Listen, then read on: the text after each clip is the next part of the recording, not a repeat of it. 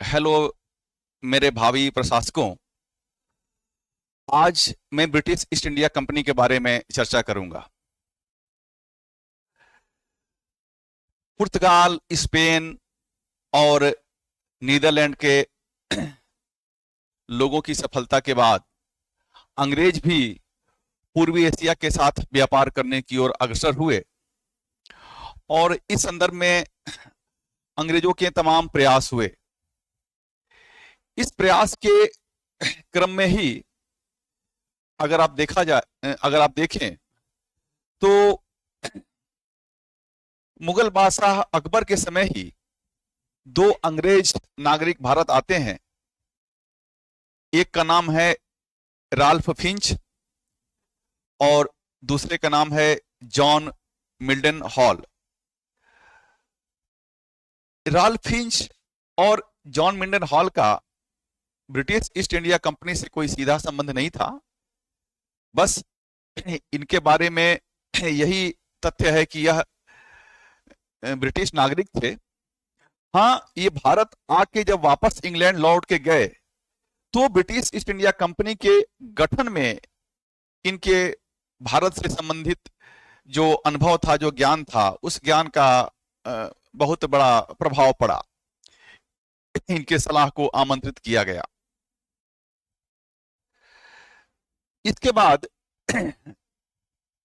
Britain के कुछ व्यापारी, जिनको मर्चेंट एडवेंचर कहा जाता था, सितंबर 1599 में लंदन में एक जगह एकत्र हुए और उन्होंने एक निर्णय किया कि पूर्वी एशिया के साथ व्यापार करने के लिए एक कंपनी स्थापित की जाए, एक कंपनी का गठन किया जाए। और इसी के साथ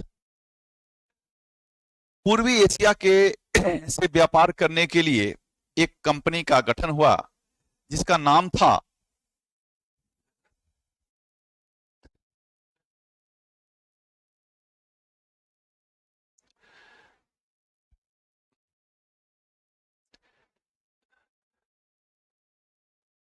the governor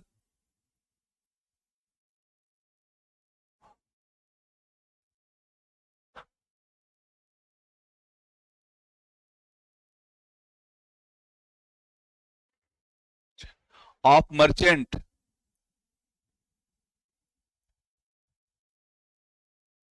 of London trading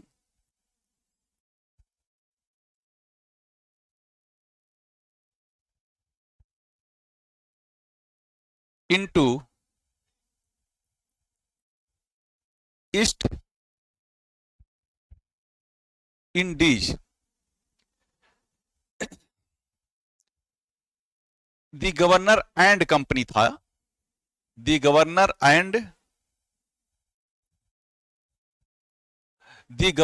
and company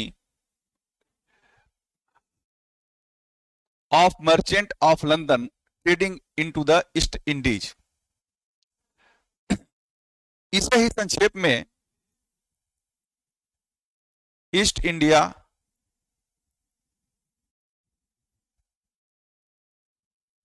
company कहा जाता है। देखिए, इस कंपनी के नाम में ही लगा था ईस्ट इंडीज। इसका अभिप्राय यह है कि यह पूर्वी एशिया के साथ व्यापार करने के लिए यह कंपनी स्थापित की गई थी। इसका गठन तो सितंबर 1599 में हुआ था। और अगर देखें तो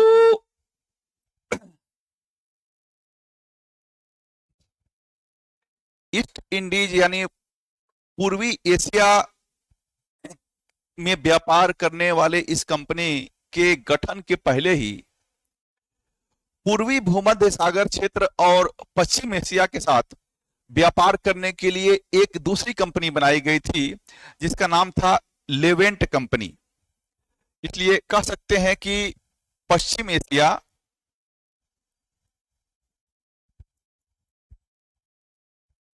और पूर्वी भूमध्य सागर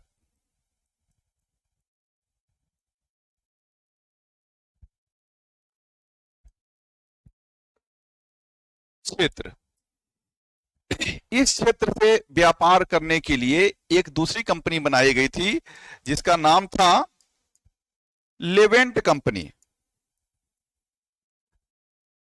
इसका गठन हुआ था 1581 में। तो इसलिए जब ये नई कंपनी बनी, जो ईस्ट इंडिया कंपनी बनी, ये अपना कार्य क्षेत्र पूर्वी एशिया रखना चाह रही थी। और इसी संदर्भ में हम आगे देखेंगे कि इसको चार्टर भी मिला, यानी कि लेवेंट कंपनी का व्यापारिक कार्य क्षेत्र अलग था और ईस्ट इंडिया कंपनी का व्यापारिक कार्य क्षेत्र अलग था। जब ये कंपनी का गठन हो गया, इस कंपनी के जो शेयर होल्डर थे, जो इसके भागीदार थे, उनकी संख्या 217 या 219, अलग अलग किताबों में दोनों डेटा मिलता है। किसी में कहा जाता, लिखा होता है कि 217, किसी में 219। खैर, ये कोई बहुत ज्यादा महत्वपूर्ण नहीं है, लेकिन दोनों डेटा आपको याद रखना चाहिए। जब इस कंपनी का गठन हो गया तो इस कंपनी को पूर्व के साथ व्यापार करने का विशेषाधिकार चाहिए था, या कह सकते हैं कि एकाधिकार चाहिए था, कि यही कंपनी पूर्व के साथ व्यापार करने जाए, ब्रिटेन की कोई दूसरी कंपनी ना जाए। इसलिए इन्होंने ब्रिटेन की तत्कालीन महारानी एलिजाबेथ प्रथम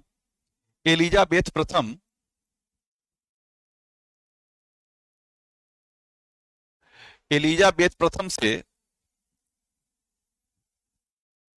अपने कंपनी को पूर्व के साथ व्यापार करने का एक अधिकार प्रदान करने वाला चार्टर जारी करने का अपील किया। फलस्वरूप एलिजाबेथ प्रथम ने पर्याप्त विचार करके यह चार्टर इनको प्रदान कर दिया। चार्टर कब दिया गया? एलिजाबेथ के द्वारा तो चार्टर दिया गया 1600 में।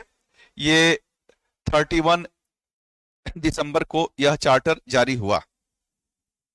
इस चार्टर में कुछ बातें थी, जैसे पहला कि इनको पूर्वी एशिया के साथ व्यापार करने का एकाधिकार दिया गया था। एकाधिकार या मोनोपोली। इस एकाधिकार का समय क्या था, इसका टेन्योर क्या था, इसकी अवधि क्या थी, इस संदर्भ में इस चार्टर में उल्लेख किया गया था कि यह अवधि थी 15 ईयर का। और तीसरी बात कि इनको काम कहां करना था, इनको व्यापार कहां करना था। तो व्यापार करने का भी इनका एक दायरा निर्धारित कर दिया गया था इसी चार्टर में। वह दायरा क्या था? केप ऑफ गुड होप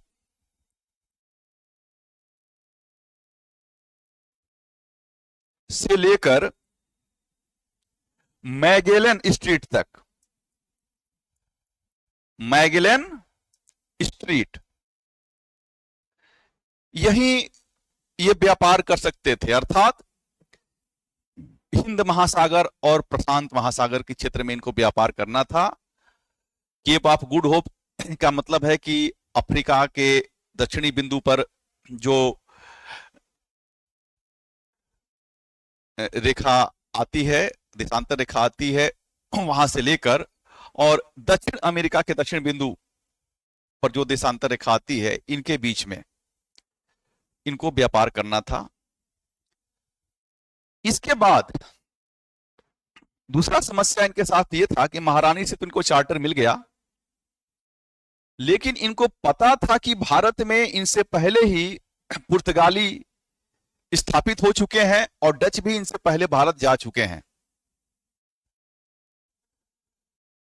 तो इनको इस बात की आशंका थी कि भारत में इनके व्यापार का विरोध पुर्तगालियों और डचों के द्वारा किया जाएगा, इसलिए भारत आकर ये मुगल शासन के अनुमति और उनके संरक्षण में कार्य करना चाहते थे।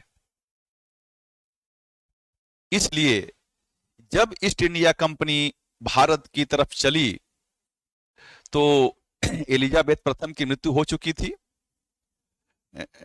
1603 में एलिजाबेथ प्रथम की मृत्यु हो गई थी। उसके बाद जेम्स प्रथम वहां के राजा बने। तो जब यह कंपनी भारत के लिए चली तो ब्रिटेन के महाराजा जेम्स प्रथम से भारत में मुगल बादशाह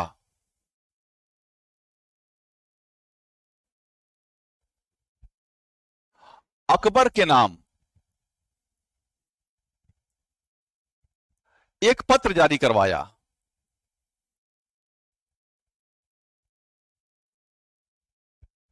ब्रिटेन के महाराजा ने मुगल बादशाह अकबर के नाम एक पत्र जारी किया। उस पत्र में अपने नागरिकों को उनके मुगल भारत में व्यापार करने की अनुमति देने की अपील की गई थी, उनसे रिक्वेस्ट किया गया था। यह पत्र लेकर सर्वप्रथम 1608 में ईस्ट इंडिया कंपनी का एक प्रतिनिधि जिसका नाम विलियम हॉकिंस था,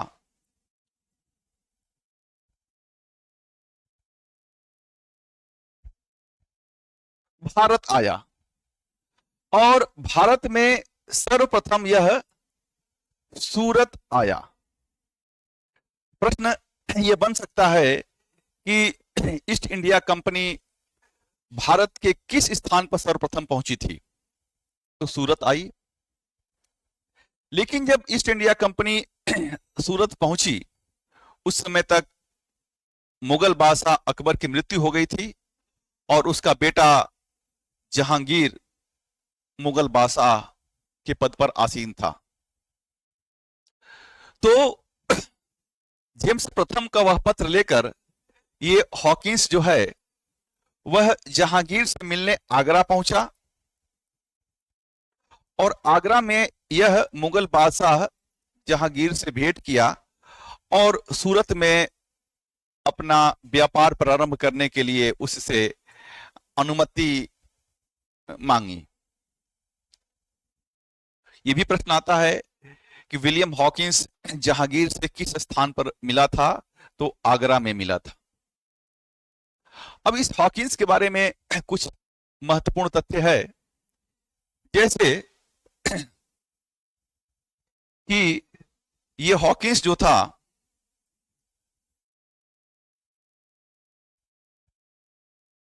इसके बारे में महत्वपूर्ण तथ्य यह है कि इसको तुर्की और फारसी भाषा का ज्ञान था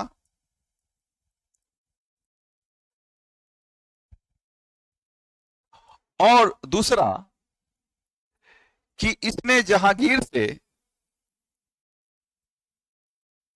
मुगल बादशाह जहांगीर से फारसी में बात की।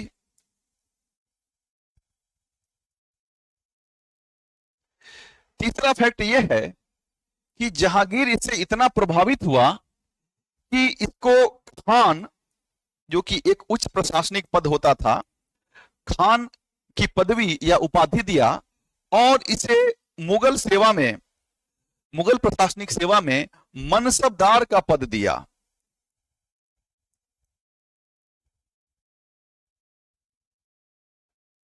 ठीक। अब यहां थोड़ा से एक कंफ्यूजन रहता है एस्पिरेंट के बीच में कि विलियम हॉकिंस किन किन भाषाओं को जानता था। तो इस संदर्भ में मैं दो किताबों का संदर्भ लेना चाहूंगा। एक हरिश्चंद्र वर्मा सर, हरिश्चंद्र वर्मा सर की एक पुस्तक आती है जो दिल्ली विश्वविद्यालय के द्वारा प्रकाशित की गई है। इस प्रकार वह सरकारी किताब है। उस किताब में लिखा है कि विलियम हॉकिंस फारसी भाषा जानता था। एक दूसरी किताब है जो प्रयागराज के एक इलाहाबाद विश्वविद्यालय से संबंध एक अध्यापक हैं लईक अहमद सर। उन्होंने अपने किताब में, जो मुगल भारत का इतिहास उनका एक किताब है, उसमें उन्होंने लिखा है कि विलियम हॉकिंस तुर्की और फारसी भाषा जानता था और जहांगीर से उसने फारसी में बात की। इसके अलावा तमाम गाइड्स हैं, मैं किसी का नाम नहीं लेना चाहूंगा। कुछ गाइड्स लोगों के बीच में, खासतौर से सिविल एस्पिरेंट के बीच में काफी लोकप्रिय हैं। उसमें अलग अलग तथ्य दिए गए हैं। उन तथ्यों को मैं चर्चा नहीं करना चाहूंगा, मैं आपको कंफ्यूज नहीं करना चाहता हूं। आप अपने दिमाग में ये चीज बैठा लीजिए कि यूपीएससी में अगर पेपर बनता है तो संभावना ज्यादा यही रहती है कि हरिश्चंद्र वर्मा सर की किताब से ही बनेगा। तो उसके अनुसार यही आपको मान के चलना है कि हॉकिंस फारसी जानता था और इसीलिए स्वाभाविक रूप से फारसी में ही उसने जहांगीर से बात किया होगा। लेकिन अगर उत्तर प्रदेश पीसीएस की परीक्षा होती है तो यह भी संभावना है कि लईक अहमद सर की किताब से यह प्रश्न बनाया जाए। तो वहां आपको ध्यान रखना है कि लईक अहमद सर कहते हैं कि हॉकिंस तुर्की और फारसी दोनों भाषा जानता था और फारसी भाषा में जहांगीर से बात किया। तो जहांगीर से किस भाषा में बात किया? दोनों विद्वान फारसी भाषा की बात करते हैं। हाँ, हॉकिंस किस भाषा को जानता था, इसमें दोनों में थोड़ा अंतर है।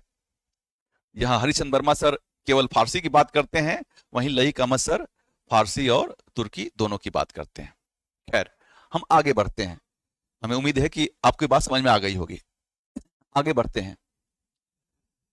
जब विलियम हॉकिंस जहांगीर से मिला और उससे निवेदन किया कि सूरत में अंग्रेजों को व्यापार करने की अनुमति प्रदान की जाए, तो तत्काल ही जहांगीर ने इस संदर्भ में एक फरमान जारी किया। लेकिन चूंकि गुजरात और सूरत में पुर्तगाली इस समय तक काफी प्रभावशाली हो चुके थे और खासतौर से गुजरात के समुद्री क्षेत्र में और अरब सागर में तो उनका एक तरह से मोनोपोली स्थापित थी। भले ही मुगल जमीन पर बहुत शक्तिशाली थे, लेकिन समुद्र में पुर्तगालियों के सामने वो कमजोर थे। तो पुर्तगालियों के विरोध के कारण जहांगीर को अपना आदेश वापस लेना पड़ा और मजबूर होके अंग्रेजों को दूसरे विकल्प की तलाश करनी पड़ी। और उस तलाश के संदर्भ में अंग्रेज जो हैं वे गोलकुंडा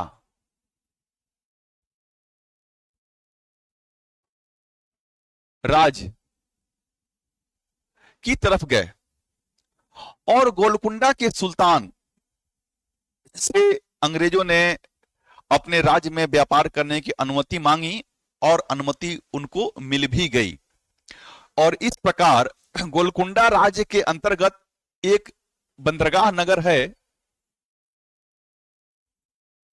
मसूलीपट्टम। इसी मसूलीपट्टम में अंग्रेजों ने सर्वप्रथम 1611 में अपनी फैक्ट्री स्थापित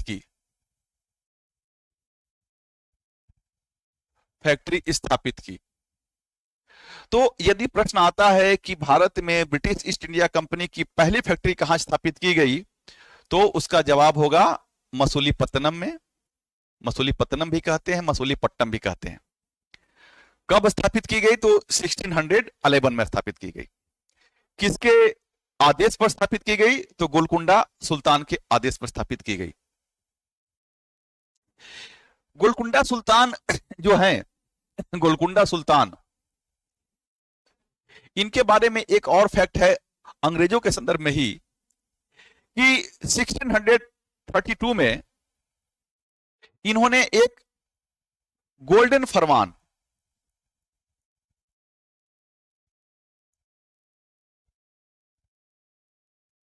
जारी किया था सुनहला फरमान।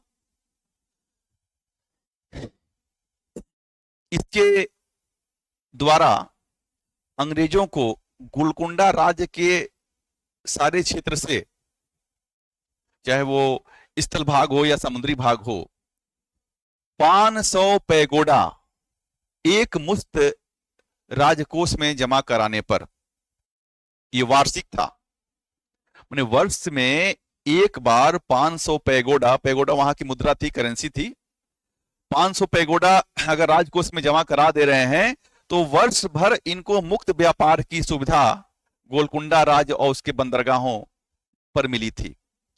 तो जो ये 1632 का गोलकुंडा सुल्तान का फरमान था, ये फरमान में क्या था कि 500 पैगोडा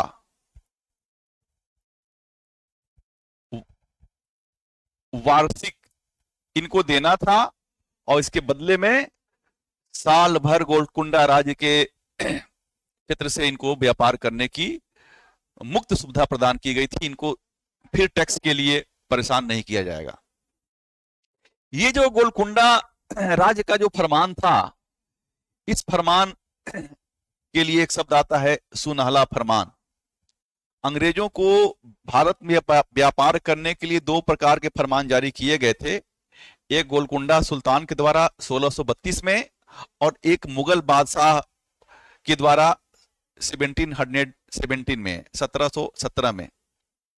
तो 1632 के गोलकुंडा सुल्तान के द्वारा जो फरमान जारी किया गया था उसको गोल्डन फरमान या सुनहला फरमान कहते हैं, और 1717 में जो मुगल बादशाह के द्वारा फरमान जारी किया गया था उसको महाधिकार पत्र या मैग्ना कार्टा कहा जाता है।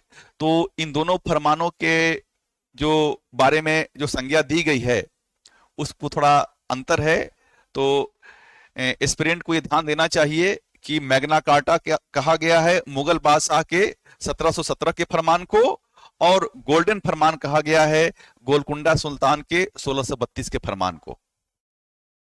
ठीक, तो हम फिर आते हैं मसूलीपट्टनम पर।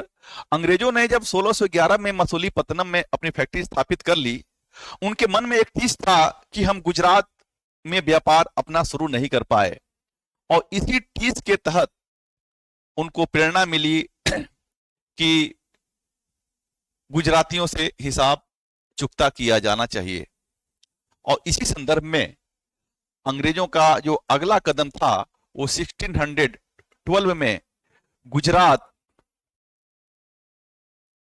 में स्वाली नामक स्थान पर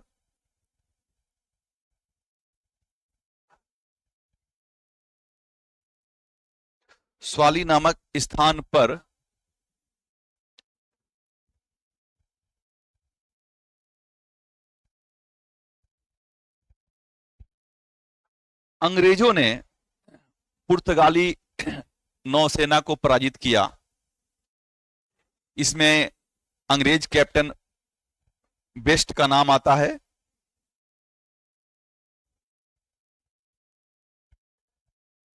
इसके बारे में कहा जाता है कि कैप्टन बेस्ट के नेतृत्व में अंग्रेजों ने गुजरात के स्वाली में पुर्तगाली नौसैनिक बेड़े को पराजित किया, और अंग्रेजों ने पुर्तगालियों के साथ साथ मुगल बादशाह को भी एहसास करा दिया कि उनकी नौसेना पुर्तगालियों की नौसेना से श्रेष्ठ है, और आगे उनसे लड़ने का साहस पुर्तगाली ना करें।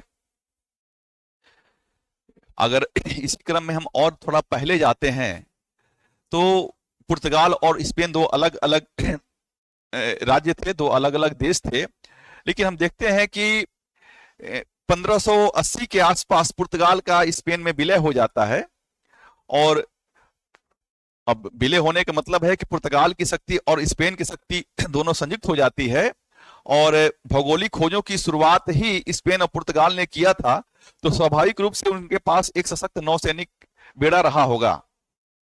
और स्पेन और पुर्तगाल के इस संयुक्त नौसैनिक बेड़े को, जिसको स्पेनिश आर्मेडा शब्द से उसका उल्लेख किया गया है, 1588 में अंग्रेजी नेवी ने पराजित किया था। ये बड़ा मशहूर युद्ध है इतिहास में कि अंग्रेजों द्वारा 1588 में स्पेनिश आर्मेडा, आर्मेडा का मतलब ही होता है सशस्त्र नौसैनिक बेड़ा। तो 1588 में अंग्रेजों ने पहली बार स्पेनिश आर्मेडा, जिसमें स्पेन और पुर्तगाल दोनों की नौसैनिक शक्तियां थी, पराजित किया था। तो 1588 में ही अंग्रेज साबित कर चुके थे कि नौसेना में हम तुमसे आगे हैं। लेकिन भारत में आकर पुनः स्वाली की लड़ाई में 1602 में उन्होंने पुर्तगाली बेड़े को पराजित किया। और इस पराजित करने का फायदा यह हुआ कि मुगल जो अब तक पुर्तगालियों को ही नौसैनिक शक्ति मानते थे, अब उनके दिमाग में आ गया कि नहीं, अंग्रेज भी नौसैनिक शक्ति हैं और पुर्तगालियों से कहीं बढ़कर हैं। इसके बाद जहांगीर ने पुनः अंग्रेजों को सूरत में अपनी व्यापारिक प्रतिष्ठान स्थापित करने वाला फरमान जारी किया। और इसी क्रम में 1613 में सूरत में अंग्रेजों ने अपना फैक्ट्री स्थापित किया। ठीक, तो भारत में अंग्रेजों की दूसरी फैक्ट्री कहां स्थापित होती है? तो सूरत में स्थापित होती है। अब फिर स्टूडेंट यहां एक विरोधाभास कई बार परीक्षाओं में देखने को आता है जिसमें आप कंफ्यूज होते हैं। मैंने अभी बताया कि अंग्रेजों ने भारत में पहली फैक्ट्री मसूलीपट्टनम में खोली। कब खोली? तो 1611 में। और दूसरी फैक्ट्री खोली सूरत में 1613 में। तो तिथि क्रम के अनुसार भी मसूलीपट्टनम पहले पड़ रहा है, सूरत बाद में पड़ रहा है। कई बार परीक्षाओं में देखा जाता है कि जब ये प्रश्न आता है कि ईस्ट इंडिया कंपनी का पहला फैक्ट्री भारत में कहां खोला गया, तो मसूलीपट्टनम ऑप्शन में नहीं होता है, ऑप्शन में केवल सूरत ही होता है। तो इस संदर्भ का स्पष्टीकरण यह है कि जब ईस्ट इंडिया कंपनी इंग्लैंड से भारत को चली थी, तो इंग्लैंड के महाराज जेम्स प्रथम का भारत में मुगल बादशाह अकबर के नाम पत्र लेके चली थी। अर्थात भारत में वह अपना कारोबार मुगल भारत में शुरू करना चाहती थी। और अगर देखा जाए तो उसमें भारत की पहचान मुगल शासन से ही थी, मुगल बादशाह से ही थी। दूसरे शब्दों में कह सकते हैं कि मुगल बादशाह ही अगर देखा जाए तो भारत का प्रतिनिधित्व करता था। वह अलग बात है कि अकबर के समय पूरे भारत पर मुगलों का अधिकार नहीं था और कभी नहीं हो पाया। हाँ, अलग बात है कि औरंगजेब के समय भारत के एक बड़े क्षेत्र पर मुगलों का अधिकार हो गया था। लेकिन अकबर के समय तो उत्तर भारत तक ही वे सीमित थे, दक्षिण भारत में वो खानदेश और अहमदनगर तक ही गए थे, उसके नीचे नहीं गए थे। ठीक, तो अगर भारत का संदर्भ मुगल भारत से है तब तो सूरत ही हो जाएगा पहला। लेकिन अगर भारत का संदर्भ पूरा भारतीय उपमहाद्वीप है तो मसूलीपट्टनम हो जाएगा पहला। तो अगर विकल्प में मसूलीपट्टनम नहीं है तो आप ऐसा मत सोचिए कि प्रश्न गलत है। प्रश्न को जिसने बनाया है, जो पेपर सेटर है, प्रश्न बनाते समय उसके दिमाग में मुगल भारत की तस्वीर है, भारतीय उपमहाद्वीप की तस्वीर नहीं है। इसलिए उसने मसूलीपट्टनम को अपने विकल्प में नहीं दिया है। तो जिस प्रश्न के विकल्प में मसूलीपट्टनम होगा तो निश्चित रूप से आप मसूलीपट्टनम को टिक लगाइए। जिसमें मसूलीपट्टनम नहीं है तो उसमें सूरत को टिक लगाइए। और कई बार ऐसा आ सकता है कि सूरत और मसूलीपट्टनम दोनों विकल्प में हो, तब आप मसूलीपट्टनम को लगाइए। और बहुत संभावना है कि विवाद होने पर या तो सूरत और मसूलीपट्टनम दोनों को आयोग सही मान ले या उस प्रश्न को ही रद्द कर दे। तो मेरे समझ से आप वस्तुस्थिति से परिचित हो गए होंगे कि मामला क्या है इसमें। इसके बाद जब सूरत में इन्होंने अपना कारखाना स्थापित कर लिया तो ईस्ट इंडिया कंपनी को जो अधिकार ब्रिटेन के महाराज के द्वारा या शुरू में महारानी के द्वारा दिया गया, उसमें भी समय समय पर परिवर्तन आता गया। तो थोड़ा संक्षेप में हम उसकी भी चर्चा कर लेते हैं। थोड़ा इसको एक लिस्ट के रूप में मैं चर्चा कर रहा हूं, आप चाहें तो इसको नोट भी कर सकते हैं। 1600 में जो चार्टर ईस्ट इंडिया कंपनी को मिला, उस चार्टर में पूर्वी एशिया के साथ व्यापार करने को जो अधिकार उनको दिया गया था, उस अधिकार की जो समयावधि थी या मियाद थी, वह 15 वर्ष की थी। लेकिन एलिजाबेथ के बाद जेम्स प्रथम जब इंग्लैंड के महाराजा बनते हैं, तो उन्होंने इस एकाधिकार को 1609 में बढ़ाकर शाश्वत यानी कि हमेशा के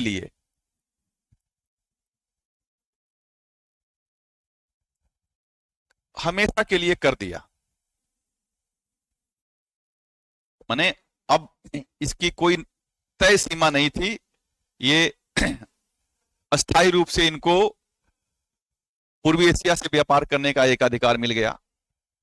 इसके बाद एक और शासक हैं जिनका नाम है, इसको मैं थोड़ा यहां शासक का उल्लेख भी कर दे रहा हूं, एलिजाबेथ, ताकि आपको थोड़ा और स्पष्ट हो जाए। ये है जेम्स प्रथम, इसके बाद है चार्ल्स द्वितीय। चार्ल्स द्वितीय ने 1670 में एक और अधिकार ईस्ट इंडिया कंपनी को दिया। अभी तक ईस्ट इंडिया कंपनी एक व्यापारिक कंपनी के रूप में आई थी। ब्रिटिश महाराज के नागरिक व्यापार करने यहां आए थे, लेकिन जब यहां व्यापार करने आए और यहां इनका पुर्तगालियों से, फ्रांसीसियों से या आगे चल वो डचों से संघर्ष शुरू हो गया, तो इसी क्रम में, हालांकि फ्रांसीसी अभी नहीं आए थे, अभी भारत में पुर्तगाली थे और डच थे, तो इनको चार्ल्स द्वितीय ने किले बनाने, सेना रखने, युद्ध करने और संधि करने का अधिकार भी दे दिया। यहां यह बात गौर किया जाना चाहिए कि किला बनाना, सेना रखना, युद्ध करना, संधि करना, यह राज्य का एक विशेषाधिकार होता है, राज्य के नागरिकों का नहीं। किसी भी राज्य में राजा के और राज्य के कुछ विशेषाधिकार होते हैं, उस विशेषाधिकारों में ये भी है। नागरिकों का अधिकार नहीं है कि अपनी सेना रखें, किले बनाएं और युद्ध और संधि करें, लेकिन ईस्ट इंडिया कंपनी को यह अधिकार दिया गया। ये इसके भारत में जो आगामी जो इसका व्यवहार था और कार्य क्षेत्र था, उसमें इसकी बहुत बड़ी भूमिका थी। भाई सेना रखने लगी, किले बनाने लगी, युद्ध करने लगी, तो अगर यह अधिकार इसको नहीं मिला होता तो हो सकता था कि ब्रिटेन का कोई सरकार इसे रोक देता कि तुम व्यापार करने गए हो, व्यापार करो, युद्ध क्यों कर रहे हो। ठीक, इसके बाद और आगे देखते हैं, तो इसके बाद एक और घटना घटती है, आप परिचित होंगे उससे। 1773 में एक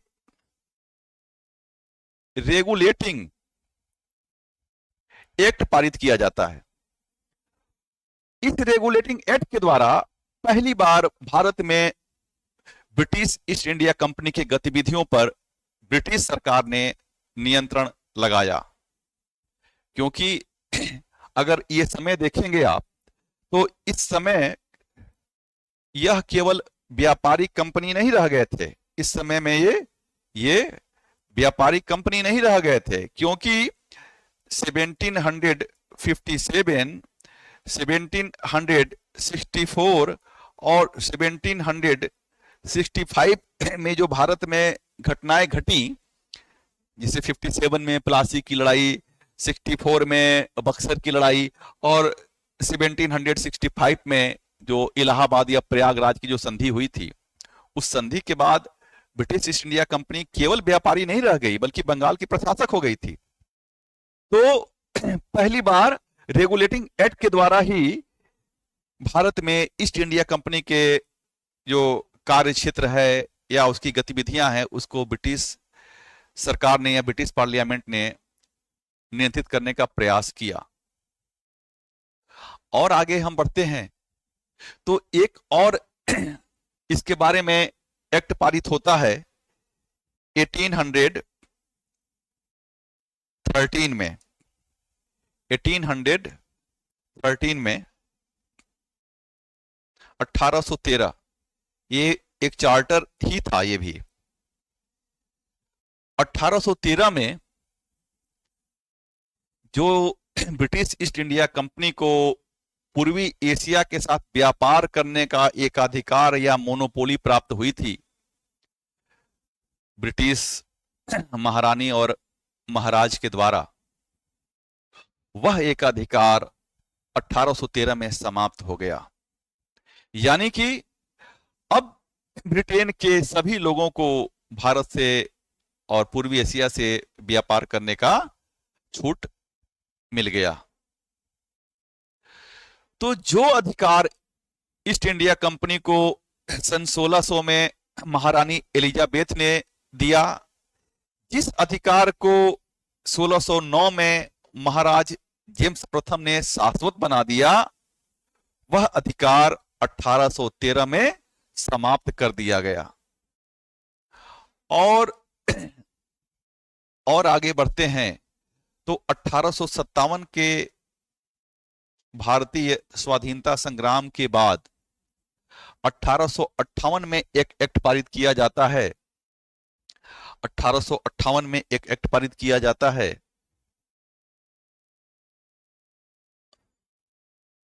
इस एक्ट का नाम ही था कि the act of better government in India. और इस एक्ट के द्वारा 1858 के इस एक्ट के द्वारा ईस्ट इंडिया कंपनी का राष्ट्रीयकरण कर दिया गया। इसका क्या कर दिया गया? राष्ट्रीयकरण या नेशनलाइजेशन कर दिया गया।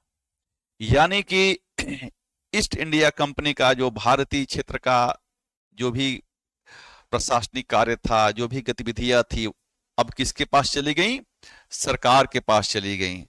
ईस्ट इंडिया कंपनी अब एक निजी व्यापारिक कंपनी के रूप में यहां कार्य नहीं करेगी, अब यहां ब्रिटिश सरकार के प्रतिनिधि के रूप में यहां कार्य करेगी। तो 1858 में इस कंपनी का राष्ट्रीयकरण कर दिया गया। और ईस्ट इंडिया कंपनी की मृत्यु कब होती है, ईस्ट इंडिया कंपनी को बंद कब कर दिया जाता है, इसके बारे में भी एक अंतिम फैक्ट आप जान लीजिए कि 1833 में एक कानून पास किया गया और उस कानून के तहत 1874 में ईस्ट इंडिया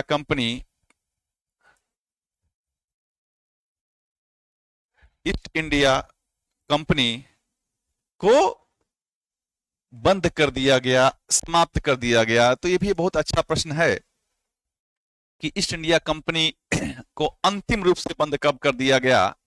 तो 1874 में। अब यहां थोड़ा एस्पिरेंट को ध्यान रखना होगा कि 1813 में ईस्ट इंडिया कंपनी के व्यापारिक एकाधिकार को समाप्त किया गया था। 1858 में ईस्ट इंडिया कंपनी का राष्ट्रीयकरण कर दिया गया था, यानी कि भारत का उसका शासन अब ब्रिटिश शासन ने ले लिया। ब्रिटिश शासन के प्रतिनिधि के रूप में ही उसको यहाँ पे काम करना था, एक व्यापारी के रूप में नहीं बल्कि एक प्रशासक के रूप में काम करना था। व्यापारिक कार्य उसका समाप्त हो गया, लेकिन जो उसके शेयर होल्डर थे, जिन्होंने पैसा लगाया था, पूंजी लगाया था, तो उनके संग अन्याय ना हो, तो उनके साथ जो डील हुई थी कि उनको कितना लाभांश कंपनी की तरफ से मिलना चाहिए, वह लाभांश देने की जिम्मेदारी ब्रिटिश सरकार ने उठाया था। हालांकि वह भारतीय राजस्व से ही दिया जाता था। वह सब भी करना कब बंद हो गया? तो 1874 या 1874 में बंद हो गया। अब कंपनी समाप्त, उसका खेल खत्म हो गया। अब ये तो ब्रिटिश ईस्ट इंडिया कंपनी के अधिकारों को लेकर हमारी छोटी सी चर्चा थी। अभी भारत में इसकी गतिविधियों के बारे में हम चर्चा करेंगे। अभी हमने गोलकुंडा राज्य के बारे में बताया कि गोलकुंडा राज्य में गोलकुंडा के सुल्तान के अनुमति से 1611 में इन्होंने मछलीपट्टनम में कारोबार करना शुरू किया।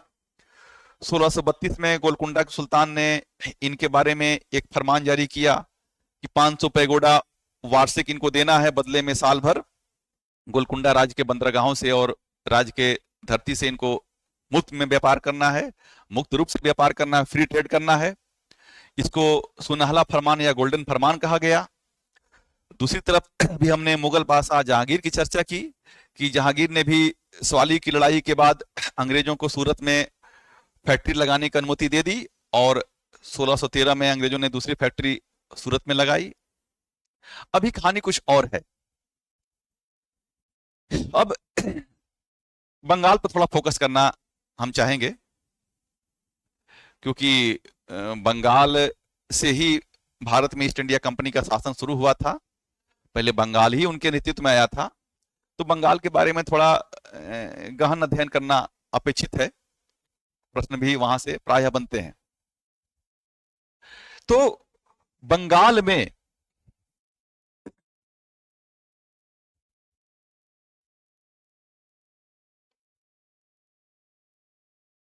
बंगाल और ईस्ट इंडिया कंपनी,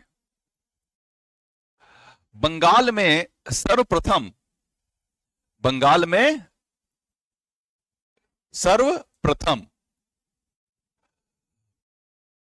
मुगल बादशाह शाहजहां के समय में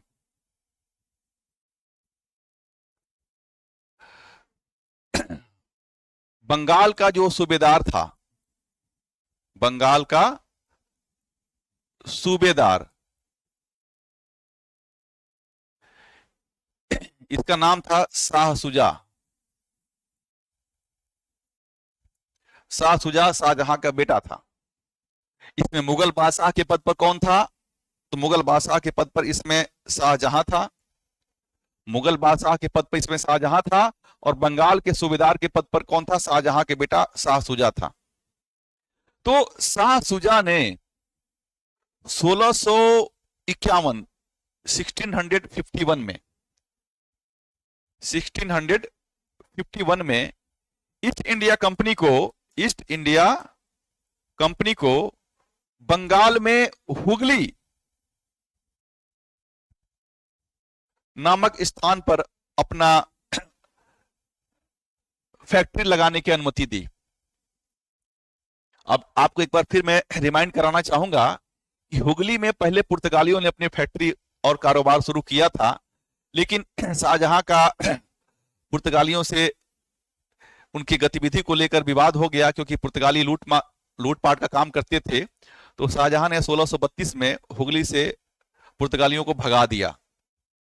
उसके बाद 1651 में बंगाल के सूबेदार शाह शुजा ने हुगली में अंग्रेजों को काम करने की अनुमति दी और साथ साथ एक फरमान भी जारी किया कि 3000 रुपए वार्षिक के बदले अंग्रेजों को बंगाल से मुक्त व्यापार या फ्री ट्रेड करने की अनुमति दी जाती है। तो आप देख रहे हैं कि ईस्ट इंडिया कंपनी जब बंगाल में गई तो एक विशेष फरमान के साथ ही बंगाल में अपना कारोबार शुरू की। इस फरमान के बारे में ज्यादातर एस्पिरेंट को पता नहीं रहता है। ज्यादातर एस्पिरेंट यही जानते हैं कि 1717 में फर्रुखसियर ने फरमान जारी किया था, लेकिन फरमानों की एक लंबी श्रृंखला है और यही श्रृंखला आगे चलकर बंगाल नवाब सिराजुद्दौला और अंग्रेजों के बीच विवाद का एक मुख्य कारण बनता है। ठीक, तो यहां दो फैक्ट हैं कि अंग्रेजों ने बंगाल के सूबेदार शाह सुजा की अनुमति से ही 1651 में बंगाल के हुगली नामक स्थान पर अपने व्यापार करने शुरू किए, और शाह सुजा ने अंग्रेजों को अपने 1651 के फरमान के द्वारा 3000 रुपया वार्षिक के बदले पूरे बंगाल से मुक्त व्यापार या फ्री ट्रेड की अनुमति प्रदान की। यहां यह ध्यान रखना है कि अभी बंगाल का मतलब केवल बंगाल है, उसमें बिहार और उड़ीसा नहीं जुड़े हैं।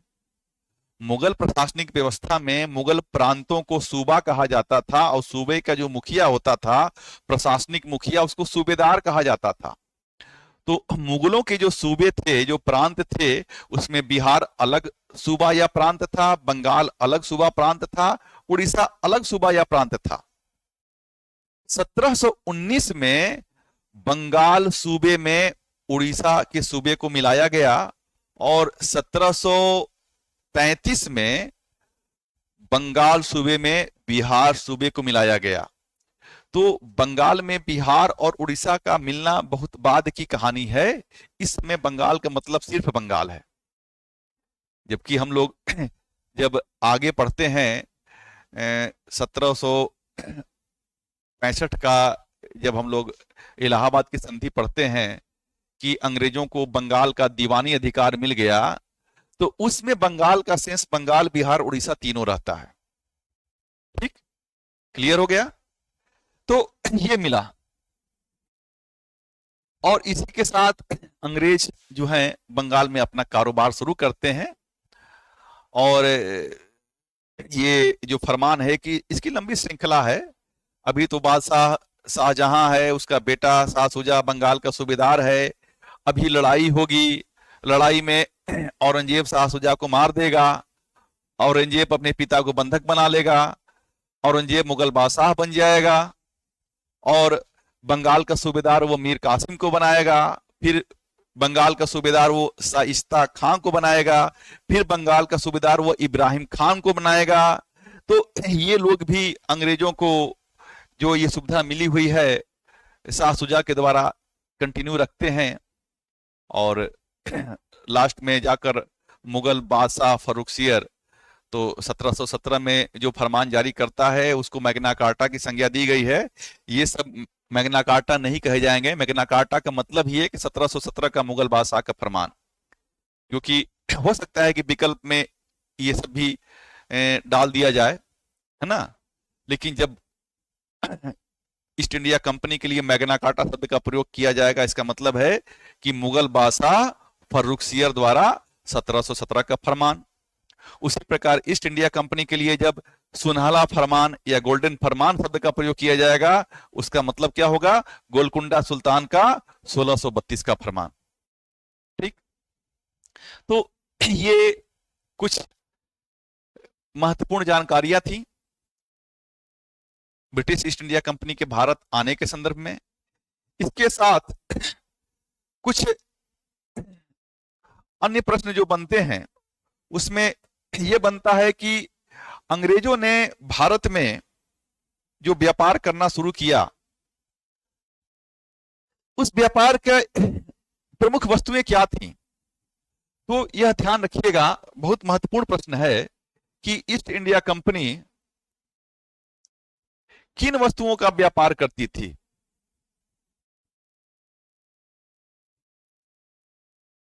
किन वस्तुओं का व्यापार करती थी?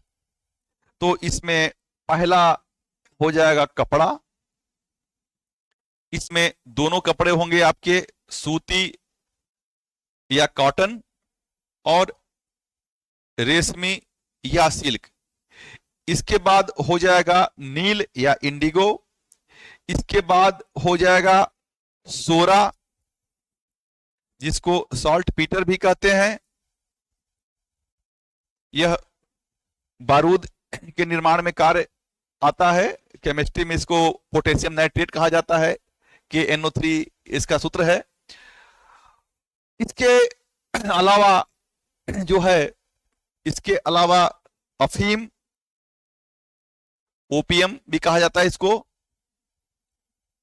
ठीक, तो कपड़ा, नील, सोरा, अफीम, ये सब चीजें जो हैं वह अंग्रेजों के द्वारा भारत से शुरू में निर्यात किए जाते थे।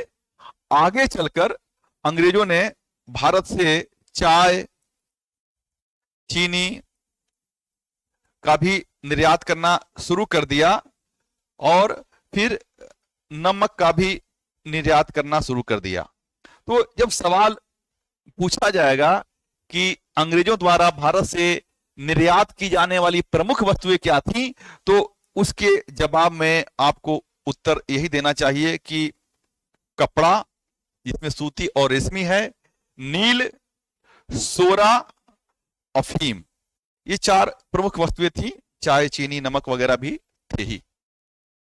मसाला भी निर्यात करते थे, मसाला तो पहले से निर्यात होता था।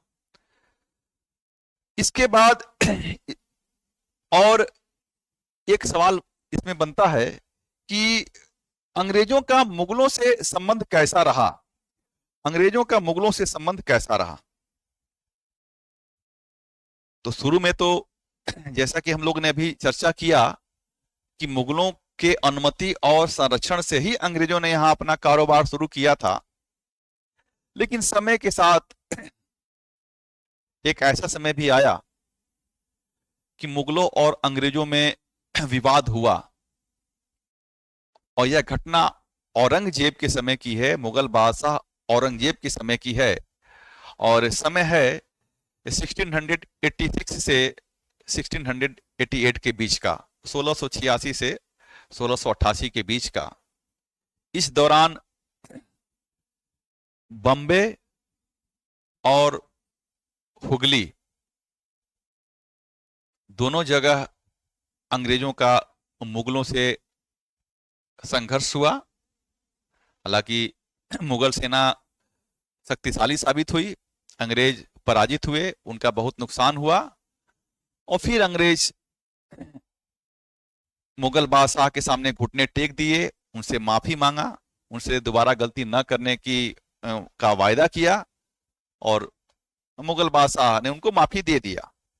तो ये घटना महत्वपूर्ण है कि 1686-88 के बीच में औरंगजेब के समय मुगलों और अंग्रेजों के बीच में विवाद होता है। अंग्रेजों का भारत में पुर्तगालियों के साथ स्वाली की लड़ाई तो हुई ही थी, अंग्रेजों का डचों के साथ और फ्रांसीसियों के साथ भी लड़ाई हुई। तो उस लड़ाई को एक चार्ट के द्वारा हम दिखाने का प्रयास करेंगे, और ये निर्णायक लड़ाइयां थी। जैसे अंग्रेज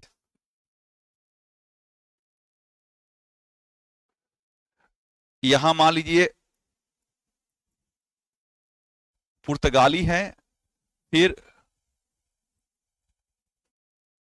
फ्रांसीसी हैं और डच हैं। तो अंग्रेजों का पुर्तगालियों से भी लड़ाई हुआ, अंग्रेजों का फ्रांसीसियों से भी लड़ाई हुआ, अंग्रेजों का डचों से भी लड़ाई हुआ। तो पुर्तगालियों से जो लड़ाई हुआ था उसका तो मैंने अभी चर्चा किया था। 1611 में कहां लड़ाई हुआ? तो स्वाली में। स्वाली कहां है? तो गुजरात में है, सूरत के पास। फ्रांसीसियों से भी लड़ाई होती है इनकी। यह लड़ाई कब होती है? तो 1660 में, 1660 में। इस लड़ाई का नाम क्या है? वंडीवास, वंडीवास की लड़ाई। इसका संबंध कर्नाटक युद्ध से है, जिसकी चर्चा हम आगे करेंगे। एंग्लो फ्रेंच वार, जिसको कर्नाटक वार कहा जाता है, हम आगे चर्चा करेंगे। देखिए, एक निर्णायक लड़ाई हुई थी 1660 में, किससे? फ्रांसीसियों से, वांडीवास की लड़ाई। और इस लड़ाई के परिणाम स्वरूप फ्रांसीसी पांडिचेरी को भी हार गए और पांडिचेरी पर अंग्रेजों का कब्जा हो गया। वो अलग बात है कि इसके बाद इंग्लैंड और फ्रांस के बीच में 1763 में, नहीं 1663 में, 1673 में एक पेरिस की संधि हुई थी, और संधि के द्वारा पांडिचेरी पुनः फ्रांसीसियों को प्राप्त हो गया था। ये सब कर्नाटक वार के संदर्भ में ये सब बातें हम आगे चर्चा डिटेल में करेंगे। ठीक, अभी बस यहां मैं युद्ध की चर्चा कर रहा हूं कि किससे कौन सा युद्ध हुआ। और डचों से भी एक युद्ध हुआ था, ये 1659 में हुआ था, और इस युद्ध का नाम था बेदरा का युद्ध। बेदरा का युद्ध, ये बेदरा जो है यह बंगाल में है, चिनसुरा के पास में ही है। तो स्वाली की लड़ाई हो या स्वाली की लड़ाई हो या वांडीवास की लड़ाई हो या बेदरा की लड़ाई हो, यह तीनों लड़ाइयां बहुत ही महत्वपूर्ण थी। और स्वाली की लड़ाई के द्वारा पुर्तगाली, वांडीवास की लड़ाई के द्वारा फ्रांसीसी और बेदरा की लड़ाई के द्वारा डच अंग्रेजों से निर्णायक रूप से हार गए। अब इतना कुछ बताने के बाद थोड़ा भारत में अंग्रेजों के मुख्य व्यापारिक प्रतिष्ठानों के बारे में चर्चा कर लिया जाए। तो इसके लिए हम देखते हैं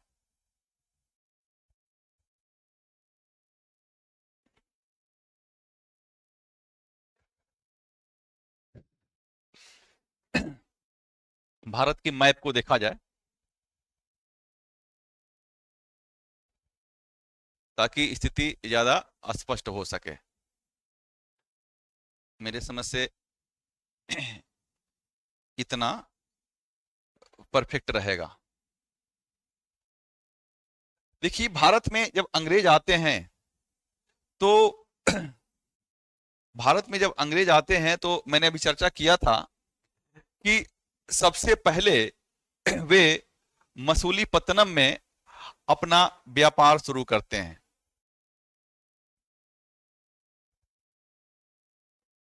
मसूलीपट्टनम भी कहा जाता है, पट्टम भी कहा जाता है। ठीक, कब करते हैं? तो 1611 में। ये मसूलीपट्टनम के बारे में अगर आप देखेंगे तो यह जो है गोदावरी डेल्टा और कृष्णा डेल्टा के बीच में है। देखिए, ये गोदावरी नदी है और ये कृष्णा नदी है, तो इन्हीं डेल्टाओं के बीच में कहीं है मसूलीपट्टनम। दूसरा फैक्ट्री वे कहां शुरू करते हैं? तो दूसरा फैक्ट्री वो यहां पे सूरत में शुरू करते हैं। समय क्या है? 1613। ठीक, अब इसके बाद हम क्षेत्र वाइज इस पर चर्चा करेंगे। देखिए, यह जो क्षेत्र है यह मालाबार क्षेत्र है। ठीक, ये जो क्षेत्र है यह कोंकण का क्षेत्र है जहां गोवा पड़ता है। ये आपका पूरा गुजरात का क्षेत्र है, यह पूरा महाराष्ट्र का क्षेत्र है। इस क्षेत्र को कहा जाता है कोरोमंडल क्षेत्र। इस क्षेत्र को कोरोमंडल क्षेत्र कहा जाता है।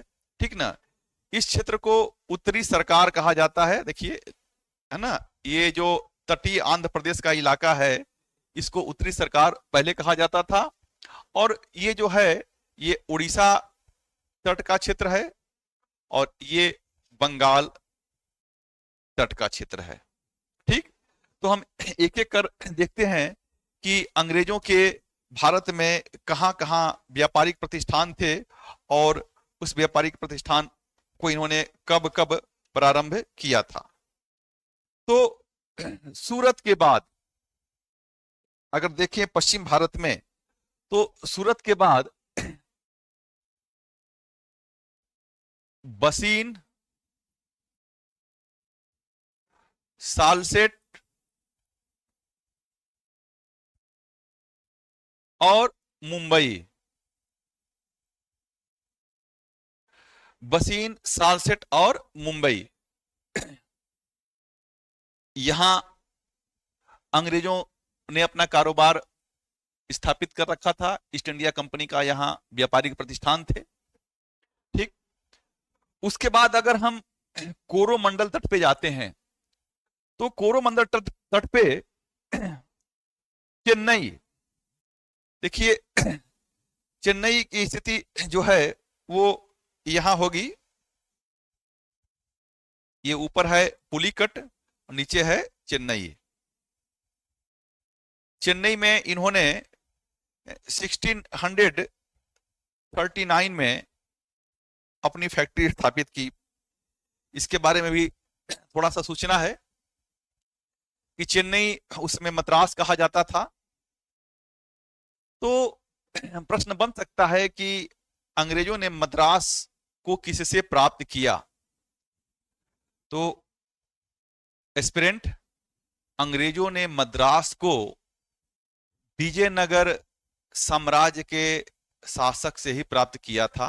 हालांकि विजयनगर इस समय कमजोर हो चुका था, लेकिन चेन्नई जो था वह विजयनगर के अंतर्गत ही था।